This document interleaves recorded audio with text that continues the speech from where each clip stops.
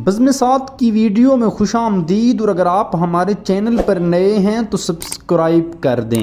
بنگال کی ساحرہ کہلائی جانے والی گلوکارہ رونا لیلا، جن کا انداز لوگوں کو ہمیشہ پسند آیا، آج آپ کو ہم رونا لیلا کی زندگی کی مکمل کہانی، میڈم نور جہاں نے آپ کا کیریئر کیسے ختم کیا، آج کل کہاں اور کس حال میں ہیں، اور اس کے علاوہ ان کے 5 لازوال گیت بھی آپ کو سنواتے اور بتاتے ہیں۔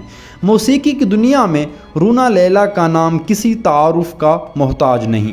بنگال کی ساحرہ رونا نہ صرف پاکستان میں موسیقی کے افق پر چمکتا ہوا ایک انتہائی روشن ستارہ رہیں، بلکہ ہندوستان اور بنگلہ دیش میں بھی آپ نے موسیقی کے میدان میں اپنا لوہا منوایا۔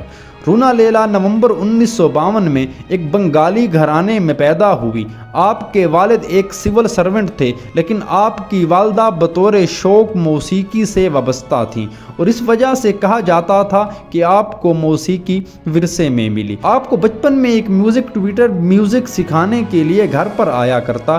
رونا کی عمر اس وقت 4 یا 5 برس ہی تھی، مگر اس کے باوجود بھی موسیقی سے ان کی لگن کسی طرح کم نہ تھی۔ وہ اکثر اپنی بہن کے ساتھ میوزک کی کلاس میں بیٹھتی اور بہت توجہ سے سب کچھ سیکھنے کی کوشش کرتی۔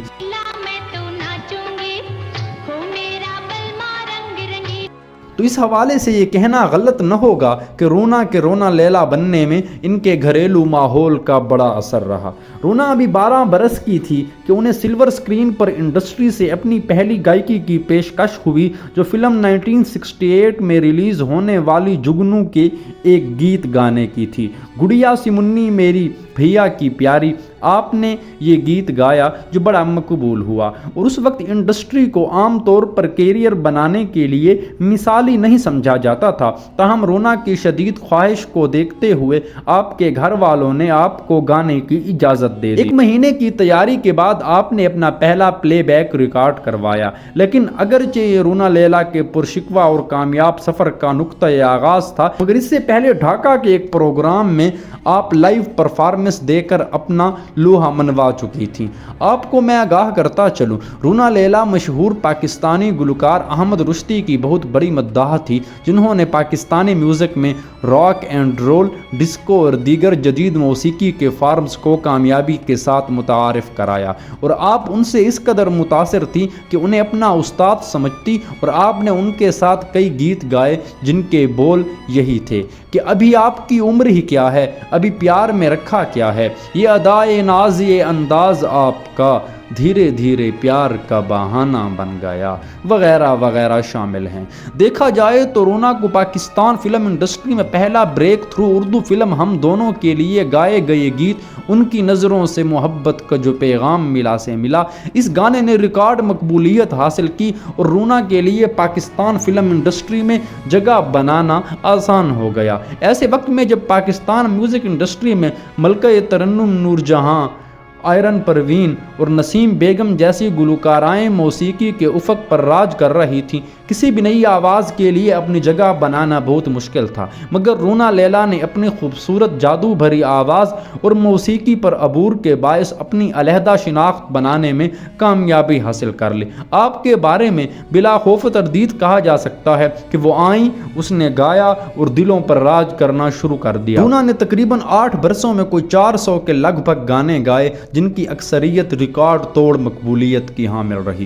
رونا لیلا چھوٹی اسکرین پر بھی جلوہ گر رہیں اور اپنی سریلی آواز کا جادو جگاتی رہیں۔ پی ٹی وی پر ان کا ایک شو بزم لیلا کے نام سے چلا کرتا۔ اس کے علاوہ وہ ضیاء محی الدین شو کا بھی حصہ رہ چکی۔ سال 1968 میں پاکستان فلم انڈسٹری کے عروج کا سال تھا، جب ایک ہی برس میں 100 سے زائد فلمیں ریلیز ہوئی۔ اسی سال رونا نے اپنے پنجابی گلوکاری میں کیریئر کا آغاز کیا اور فلم جگ بیتی کے لیے گیت گایا۔ ناظرین، آپ کے مشہور ترین گیتوں میں بہت سارے ایسے گیت شامل ہیں جو لوگوں کو پسند آتے ہیں۔ بنگال کی ساحرہ پر ایک پنجابی گیت ماہیا و بنگلہ پوادے اتنا مشہور ہوا کہ آپ کے لیے پنجابی گائیکی کی میدان میں بھی راہ ہموار کر دی۔ بنگال کی ساحرہ نے یہ گانا کچھ اس خوبصورتی سے گایا تھا کہ محسوس ہی نہیں ہوتا تھا کہ یہ گلوکارہ کی مادری زبان پنجابی نہیں بنگالی ہے۔ اس طرح آپ نے دو دل ایک دوجے کو دور ہو گئے بھی पंजाबी के मकबूल तरीन गीतों में से एक कर दिया। आपके बारे में कहा जाता था कि आप पाकिस्तान की, बांग्लादेश की, हिंदुस्तान की वो लाजवाल गायिका हैं कि उन्हें फरामोश नहीं किया जा सकता। लेकिन नाजरीन, मैं आपको बताऊं, रूना लैला को मैडम नूर जहां के साथ तनाज़े की वजह से भी खूब जाना जाता है, क्योंकि वो मैडम नूर जहां का दौर था। तो मैडम नूर जहां के बाद आप उस वक्त बड़ी गुलकारा बन गई थी कि आपका एक गीत के मौका पर तनाज़ा हुआ और वो जो कंपोज़र और डायरेक्टर थी वो आपसे वो गीत गवाना चाहते थे। लेकिन मैडम नूर जहां चूँकि बहुत बड़ी सुपरस्टार थी, उनकी ख्वाहिश थी कि वो ये गीत खुद गाएं, और उसके बाद आप लोगों का झगड़ा हुआ, तनाज़ा हुआ, जो बाद में एक इंतहाई सख्त लड़ाई पर इख्तिताम पजीर हुआ। और ये कहा जाता था कि मैडम नूर जहां आपका रास्ता रोकने के लिए हमेशा कोशिश करती, लेकिन हम किसी भी तौर इस बात की गारंटी नहीं दे सकते। रूना लैला 1974 में अपने ख़ानदान के साथ बांग्लादेश लौट गईं, जहां उन्होंने अपनी जादू भरी आवाज़ से बंगाली म्यूज़िक इंडस्ट्री में भी हलचल मचा दी। नमूने के तौर पर इनका ये बंगाली गीत ओ अमर जीबून साथी सुने और सर धुने। बाद अज़ां वो हिंदुस्तान भी गईं और वहाँ भी अपनी आवाज़ का जादू जगाया। 1976 में कल्याण जी आनंद जी के साथ फिल्म एक से बढ़कर एक का मरकज़ी गाना एक से बढ़कर एक मैं लाई हूँ भी बड़ा मकबूल हुआ। हिंदुस्तान में आपकी मकबूलियत का आगाज़ 1985 में रिलीज़ होने वाली फ़िल्म घर द्वार के एक गाने ओ मेरा बाबू छेल छबीला से हुआ, जो असल में एक पाकिस्तानी फ़िल्म मन की जीत के गाने का हूबहू चरबा है। हिंदुस्तान में आपने ज़्यादातर पप्पी लहरी के साथ काम किया। आपके हिंदुस्तानी मकबूल गीतों में से चंद एक ये हैं: सुनो सुनो ये मेरी कहानी सुनो, दे दे प्यार दे प्यार दे प्यार दे दे, और घुंघरू टूट गए। रूना के इंडियन गानों में हमारा सबसे ज़्यादा पसंदीदा गाना फिल्म घरौंदा का है, तुम्हें हो न हो मुझको इतना यकीन है।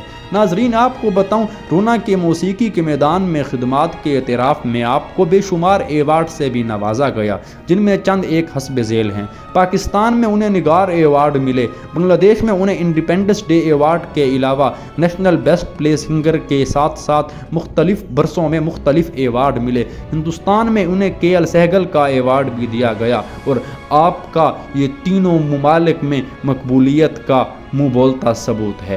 रूना लैला को जो चीज़ बाकी तमाम गुलकाराओं से मुमताज़ करती वो ये थी कि कुछ सोज़ो गुदाज से और डूब कर गाती, गोया अल्फाज को एक वाज़ेह तस्वीर की सूरत सुनने वालों के सामने ला खड़ा करती। वो अल्फाज को मुजस्सम करने में कुदरत रखती। दूसरी ये कि बंगाली होने के बावजूद भी उनके उर्दू गीत सुने तो लगता है कि दिल्ली या लखनवी का कोई माहौल गा रहा है। पंजाबी गाने सुनो तो महसूस होता है कि ठेठ पंजाबन हैं, और बंगला तो खैर उनकी मादरी ज़ुबान है, सो उसी में उन्हें मलका है। कोई भी शख्स जो रूना लैला के बंगाली होने के बारे में नहीं जानता, अगर उनके पंजाबी या उर्दू गाने सुने तो सोच भी नहीं सकता कि वो बंगाल से ताल्लुक़ रखती हैं। नाजरीन, आपको मैं बताऊं, बहुत से ऐसे लोग थे जो आपके मद्दाहीन में शुमार किए जाते थे। मैडम नूर जहां, नाहिद अख्तर, आयरन परवीन, मसूद राना, अहमद रुश्दी वगैरह के नगमे सुनने वालों को भी रूना लैला की आवाज़ बहुत ज़्यादा पसंद आती, और कहा जाता था कि अगर कोई